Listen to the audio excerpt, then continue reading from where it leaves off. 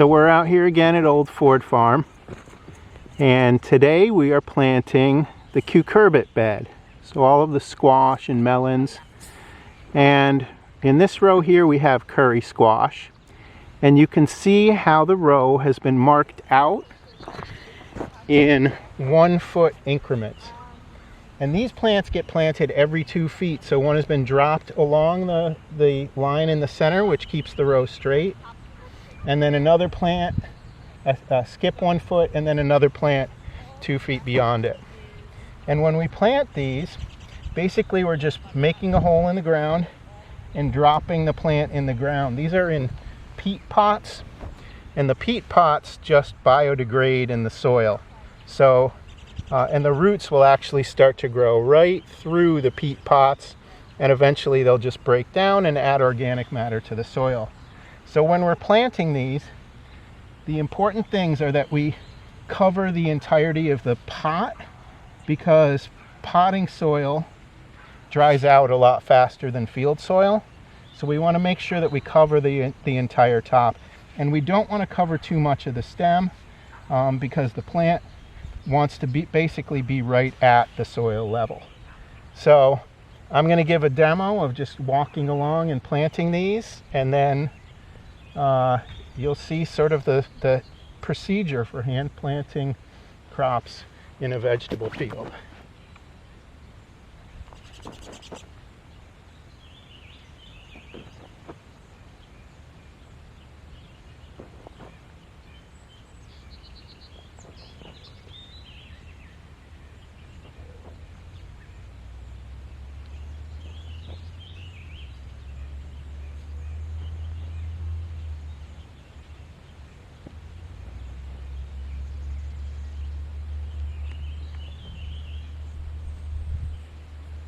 And that's it. That's how it's done. It's a great workout, and it's a beautiful day out here. And the next steps with cucurbits after they're planted is rolling out drip tape. It gets rolled, and you can see the roll way down at the end of this row. It gets pulled out.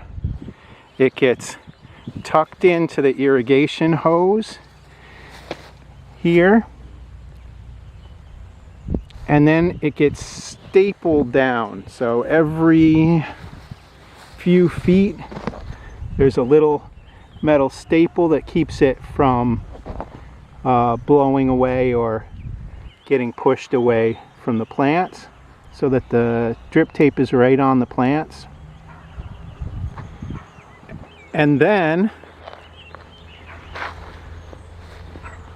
we set up hoops, and you can see the metal hoops here that have been set up for the row cover or insect netting. There are 2 pests that are big problems on cucurbits, which include squash and melons, and those are cucumber beetles and squash bugs. Squash bugs are mainly a problem because they transmit virus diseases. Cucumber beetles really chomp on the little baby plants and can be a real problem, especially in the first few weeks or month of planting. So we put down these hoops, which you can see here. We stick them into the ground, which you can see Becky doing over to the left. And then we drop sandbags to either side to weigh down the row cover or remay. So I wanted to get the process of laying out insect netting and remay. And here you can see Becky taking the sandbags and pulling out the insect netting so that it's taut, so that it's not laying down on the plants. And she's just finishing the end here. And this is again in cucurbits, so we're trying to protect these plants from mainly from cucumber beetles. And then back here you can see Maya pulling remay across 2 sets of hoops. Actually, this remay will go across 3 sets. And we'll be sharing sandbags with the with the insect netting that's over here on the right.